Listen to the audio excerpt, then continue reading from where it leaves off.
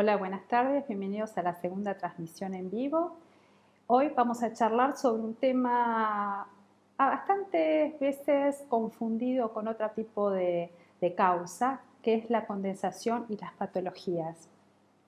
Si yo les pregunto, o pensamos, mejor dicho, en paredes con revoques descascarados o humedades, a veces que encontramos no solo en las paredes, sino también por ahí en un machimbre, generalmente ¿a qué se lo asocia? A la entrada de agua por una mala impermeabilización o humedades ascendentes.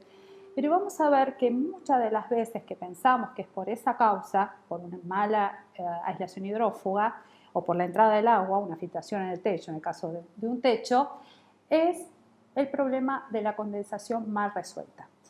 ¿Por qué queremos evitar la condensación? Porque lo que queremos es que se preserve la estructura y dure la vida útil de 50 años, lo que consideremos o lo que dure esa construcción. Queremos prevenir la aparición de hongos y moho, que muchas veces se produce en casos ya más extremos. También otra de las cosas que te va a estar asociado es la temperatura uniforme. Con temperatura uniforme generalmente vamos a evitar que haya condensación, pero por sobre todo en lugares con condensación, con humedad importante y con toda esta problemática, va a estar afectada la calidad de vida de los ocupantes, en la salud, particularmente en las vías respiratorias, casos de asma o simplemente por ahí resfríos, pero que evidentemente van a afectar sobre la salud. Ahora, si queremos, voy a explicarles un poquito el concepto mediante gráficos, el proceso de la condensación. La condensación básicamente es vapor que llega a una temperatura fría y se va a transformar en gotitas.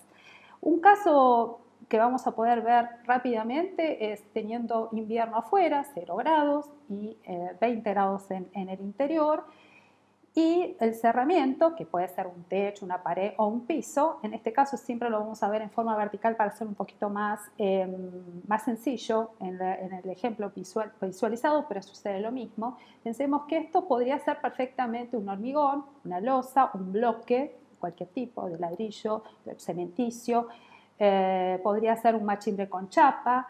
¿Y qué es lo que sucede? Yo tengo 20 grados en el interior y 0 grados en el exterior. Cuando tengo un cerramiento que no tiene aislamiento, yo me acerco y voy a tocar esa superficie del lado interior, ¿sí? Y esa temperatura va a ser, en este caso es un ejemplo para la provincia de Buenos Aires, de 10,71 grados. O sea que yo voy a tener 10,71 grados en la superficie del lado del revoque, ¿sí?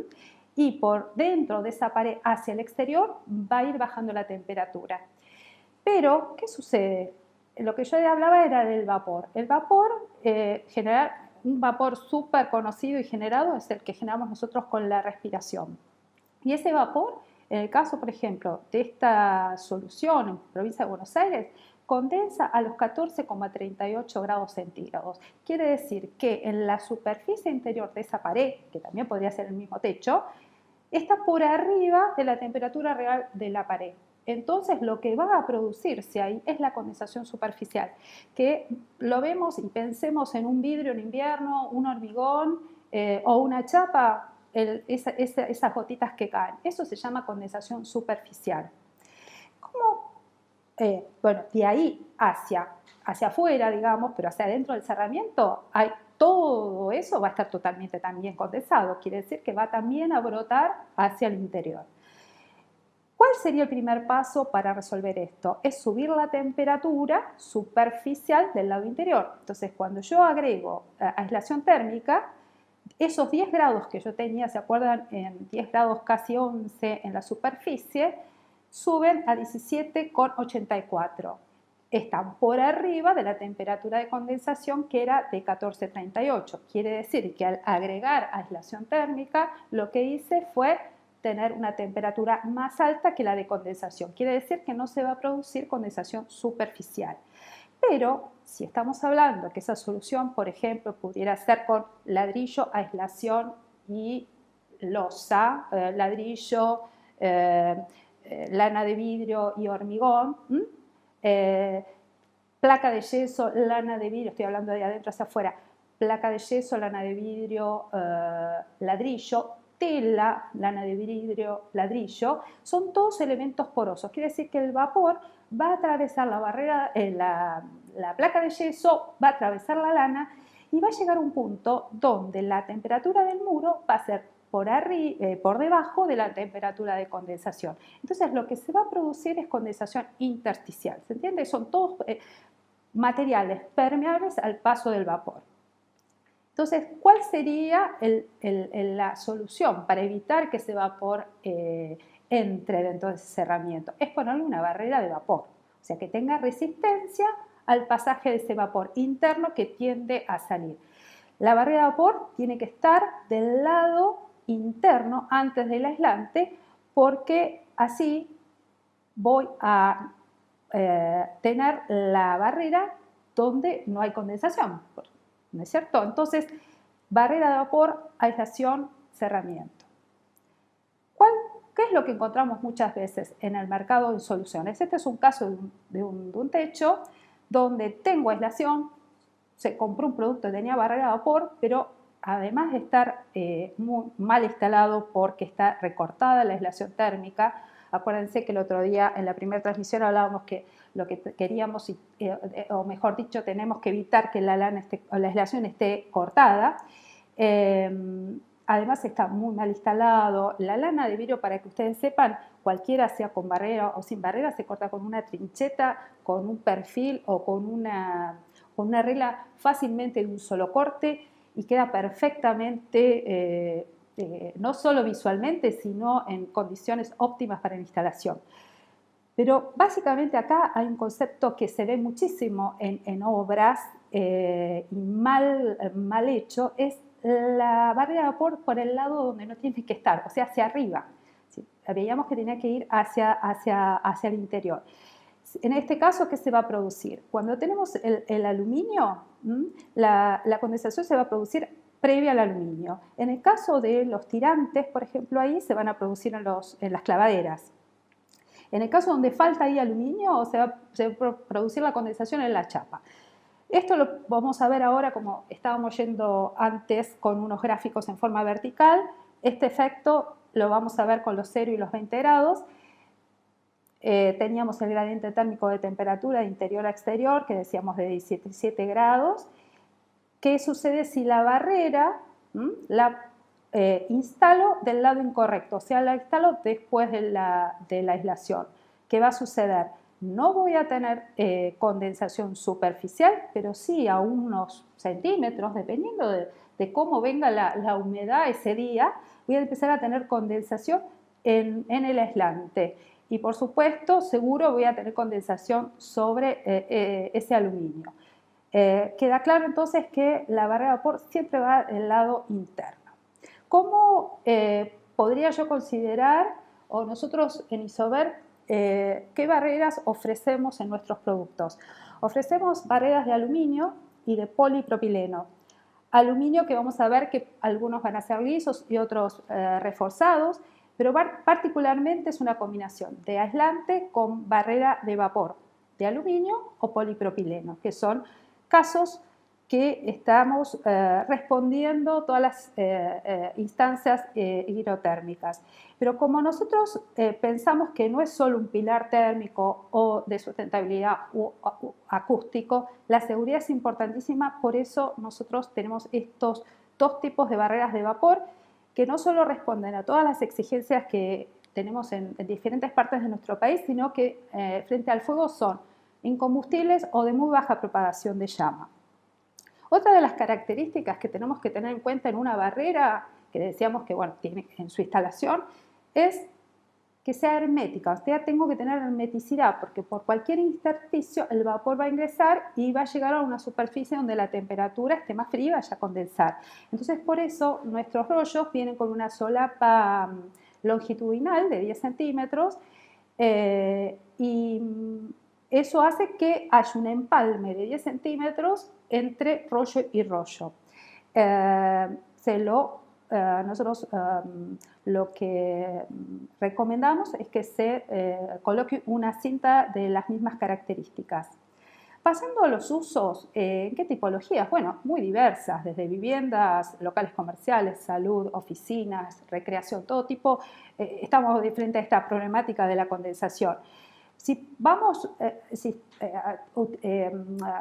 tomando soluciones básicas y más comunes, encontramos en la vivienda, por ejemplo, el uso de machimbre con el Rolac Plata, que es una lana de vidrio con aluminio, con chapa por arriba como cierre. Este es uno de los usos de mayor tendencia. También podría ser tejas, pero digamos, ¿qué es lo que está siendo cada vez más usual? Cada paño y rollo de lana de vidrio se lo instala y se lo desenrolla como viene la pendiente. Luego con la solapa se lo encinta con la cinta de aluminio, que es lo que proponemos nosotros como una solución correcta, y luego se le coloca la chapa de terminación y así sucesivamente.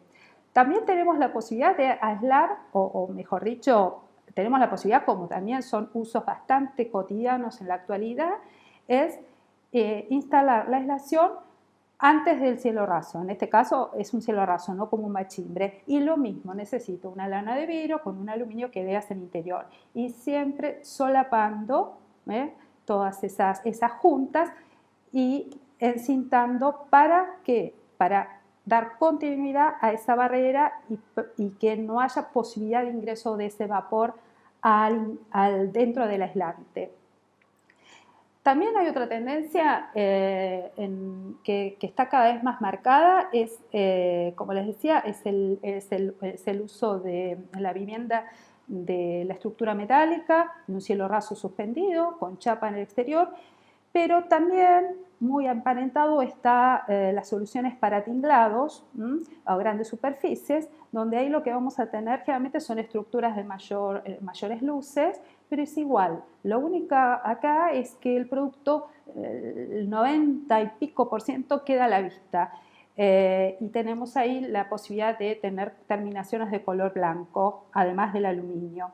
También existe la posibilidad de trabajar sobre construcciones existentes y bueno, tiene un sistema semejante al de la construcción nueva. En este tipo de espacios que son tinglados, acordémonos que además tenemos los laterales que también hay que aislarlos y seguramente estarán viendo algunas imágenes en la medida que estoy conversándoles. Como decíamos, también en los laterales en una construcción tradicional, como cualquier movimiento que tenga esa pared o ese techo. Hasta acá estuvimos comentando lo de la condensación, cómo evitarla. Es una combinación de aislación correcta, aislamiento térmico, resistencia térmica, más una barrera de vapor adecuada. Pero como la otra vez que les decía, existen en el mercado materiales delgados que con todo lo que yo les estuve diciendo sobre el tema de condensación, pensemos si esos elementos delgados como resistentes térmicos, vamos a tener condensaciones superficiales seguramente por la falta de resistencia, porque la temperatura de los mismos va a estar baja, digamos.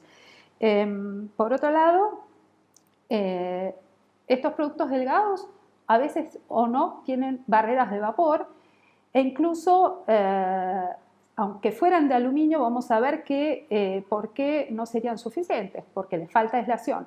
Muchos de los casos, o muchas de las veces, esas barreras de vapor además son muy poco resistentes al vapor. Pero lo que hay que tener en cuenta es que muchas veces es lo que les mostraba en el caso primero, o en ese ejemplo que estaba muy mal instalado el producto. Tener en cuenta que la barrera de vapor debe ir hacia el interior y en estos casos generalmente lo ponen hacia arriba. Como caso complementario a esto, que estábamos hablando del invierno, pero un producto de estas características donde está en contacto con la chapa y que la chapa llega no menos de 70 grados en verano, vamos a ver el envejecimiento rápidamente y el deterioro porque es un producto que no resiste altas temperaturas. Acá me gustaría ingresar en el segmento de las consultas.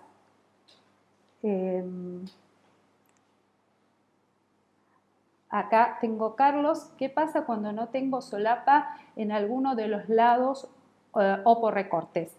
Bueno, justamente hablábamos de la solapa, que si en el caso longitudinal, obviamente lo resuelvo con la cinta. En el caso de un empalme, que es muy común, necesito sí o sí una cinta para hermetizar y sellar esa junta. ¿Qué diferencia hay entre los Sabrina, hola, ¿qué tal? ¿Qué diferencia hay entre los productos Rolac Plata y los fieltros tensados? Bueno, podemos decir que la lana de vidrio es la misma, la resistencia al vapor va a ser la misma porque es aluminio. ¿Cuál es la diferencia entre un Rolac Plata y un fieltro tensado? Es que el Rolac Plata es un aluminio liso y lo recomendable es cuando son usos, por ejemplo, sobre un machimbre, sobre un cielo raso, donde está simplemente apoyado con una mínima tracción. En el caso de tinglados, donde tiene que estar con tensión, además que estéticamente quede que no quede flojo, fofo, necesita ser resistente para que no se rompa ese aluminio. Por eso tiene hilos de refuerzo, hilos de vidrio. Ricardo nos consulta, en el caso de un tinglado tengo que usar los mismos productos en techos y laterales. Si consideramos productos, sí, porque podemos definirnos un fieltro tensado de aluminio o un fieltro tensado con polipropileno, pero podemos diferenciar en el espesor para tener un envolvente, una envolvente ecuánime o equilibrada, mejor dicho, sería la palabra, entre lateral y techo. Entonces, les podría decir que usando 80 milímetros en el techo y 50 en los laterales estaríamos en un equilibrio entre laterales y techo. Carolina, ¿dónde consigo sus productos? Bueno, nosotros tenemos toda una red de distribuidores e instaladores en el país, además en países limítrofes. Si tenés alguna duda, podés llamarnos al 0800 o ingresar a la página web y ahí vas a poder, según la zona donde requieras el producto, tener la ubicación de dónde comprarlos. Mariano, si se aplica mal el Rolac Plata, ¿hay forma de solucionarlo o hay que hacer la instalación otra vez? Bueno, si la verdad, la instalación, hay que ver justo cómo está instalado, ¿no? Pero si vemos que la instalación está con el aluminio hacia arriba, como vimos, y la verdad que lamentablemente, hay que levantar esa chapa y volverlo a hacer, porque condensación va a suceder. Así que el tema de la barrera es muy importante no equivocarse. Después sí, podría haber soluciones siempre desde un lado interior, pero depende, digamos, cuál sería la instalación propiamente dicho. Yo lo que te sugeriría es si querés llamarnos y decirnos bien y sacarnos fotos o decirnos bien cómo está construido esa solución. Lucas, en verano, ¿qué pasa? Que las temperaturas son las inversas. Esto es muy interesante, porque claro, yo estoy dando el caso en invierno, perdón, donde tengo 0 grados en el exterior y 20 grados en el interior. En verano, ¿qué va a suceder? Voy a tener 30 y pico de grados afuera y 20, 24 adentro. Es raro que tenga 12, 13, 14, que sería la temperatura de condensación. Entonces, siempre pensemos que en cualquier parte de nuestro país, aunque sea el norte de nuestro país, la barra de vapor siempre tiene que ir hacia el interior, porque tenemos que acordarnos que estaba relacionado con esa temperatura de condensación. Y en el norte pensar que hay en la noche, en determinados periodos del año, las temperaturas bajan radicalmente en forma nocturna. El polietileno no es una barrera buena de vapor. Sí, el polietileno, si estamos considerando que es un polietileno de 150 micrones para arriba, estaría en las mismas condiciones de resistencia al vapor que un aluminio o un polipropileno. O sea, estaría funcionando bien desde el punto de vista de la condensación. ¿Cuál es el tema que nosotros no lo recomendamos, o mejor dicho, no es que no lo recomendemos, sino no fabricamos productos con polietileno? Porque el polietileno el polipropileno, sino el polietileno, se comporta mal al fuego, o sea, es muy combustible. Entonces creemos que nuestros productos deben de estar cumpliendo con normas tanto nacionales como internacionales, que son o productos incombustibles o combustibles de muy baja propagación de llama. Pero con respecto a la condensación, dentro de esas características de polietileno, empalmado y sellado, como decimos, podría ser combinado siempre, por supuesto, con el aislante, ¿no? Con la lana. ¿Puedo utilizar cualquier cinta? Bueno, acá podría ser una salvedad. Si estamos hablando del solape digamos, del aluminio con el otro aluminio, yo lo que tengo que hacer ahí es sellarlo de alguna manera, que esté pegado para que no ingrese el vapor de agua. Si le pusiera un pegamento en esa solapa, también estaría en esa misma buena resolución. Distinto es si queda a la vista, por ejemplo. Igual recomendamos que sea una cinta que va a ser mucho más práctico y demás, pero podría ser una opción. En el caso de una instalación donde el producto queda a la vista, como en los tinglados, recomendamos sí una cinta de aluminio de buena calidad y reforzada, porque no solo tiene que empalmar, sino va a quedar sujeta al exterior, aunque sea un interior, tiene que tener una vida útil, no se tiene que despegar y en ese caso recomendamos sí o sí una cinta que sea semejante a la barrera de vapor. Acá puede utilizar cualquier cinta. Tristán dice, ¿cómo influye a la condensación cuando se apelmaza la lana?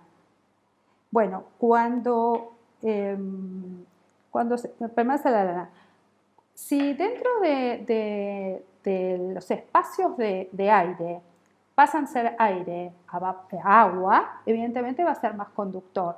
El tema es siempre cuando haya un tipo de problemática de humedad en la aislación, si tiene posibilidad eso de respirar y volver a secarse, pensemos como si fuera una esponja, va a volver esos espacios de aire, a esas celdas entre fibras, a hacer aire, así que no sería problema. Hay que ver cuál siempre es el grado de problemática hasta dónde se llegó el tema. No sé si respondí a la pregunta.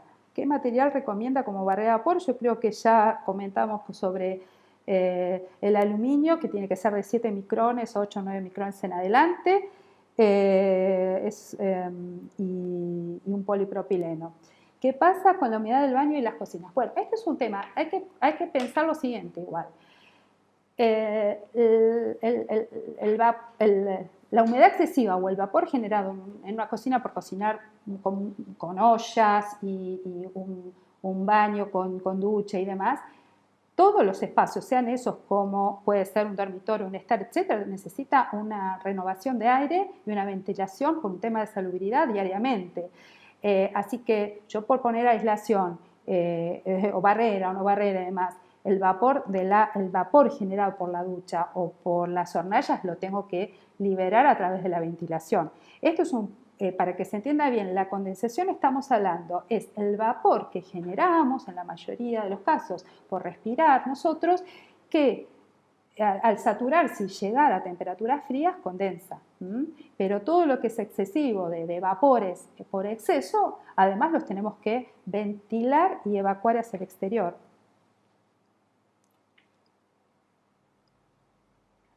A ver si me falta acá alguna que yo me pasé, alguna, tengo acá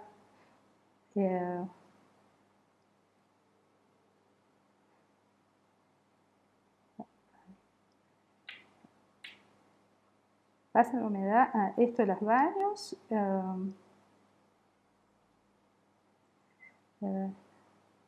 le dije lo del polietileno.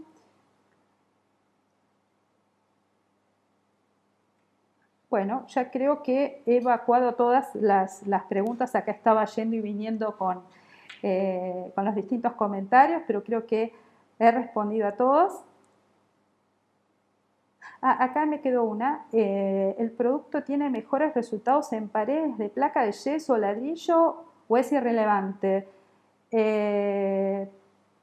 Siempre lo que tenemos que hablar no es que es con un producto u otro, es la solución.